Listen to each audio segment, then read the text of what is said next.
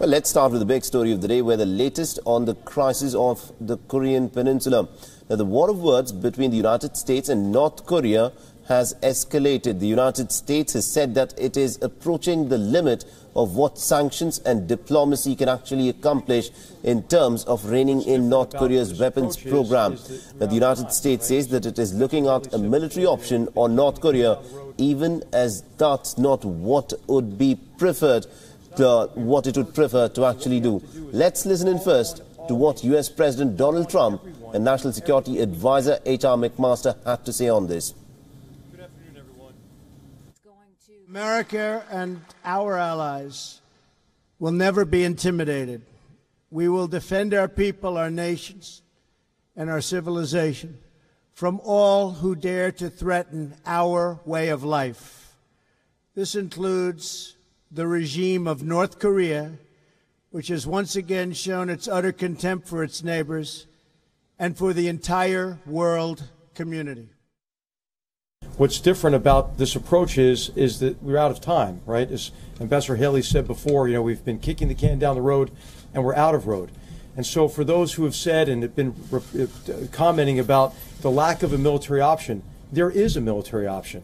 Now, it's not what we would prefer to do. So what we have to do is call on all nations, call on everyone to do everything we can to address this global problem short of war.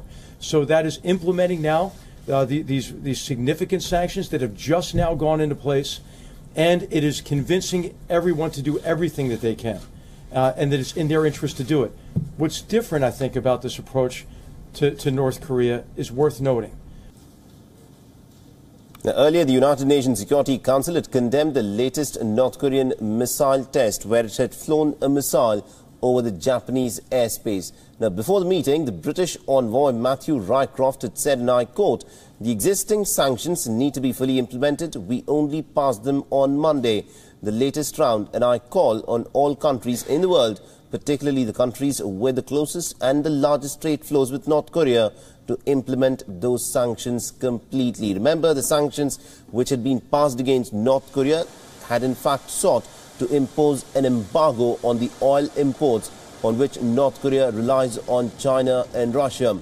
And it is being said that it is only through an oil embargo can perhaps China and Russia rein in North Korea. However, North Korea had fired a missile that flew over Japan's northern Hokkaido island far out into the Pacific Ocean on Friday. Now, the 15-member Security Council unanimously stepped up sanctions against North Korea on Monday over its September 3rd nuclear test, imposing a ban on the country's textile exports and also capping imports of crude oil. Now, it was the 9th UN sanction resolution. However, it seems to have had little effect on Pyongyang.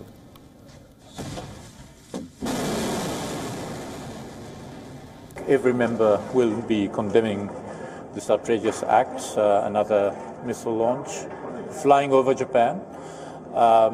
It is, of course, a grave threat to our own security, but it's not just that.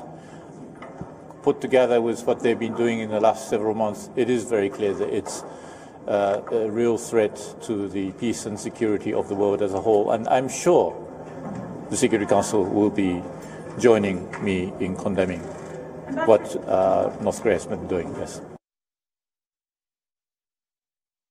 The United Kingdom stands with the people of Japan in face of this terrible, egregious, illegal, provocative, reckless act by the North Korean regime, which once again demonstrates their complete disregard for the sovereignty and the citizens of one of their neighbours.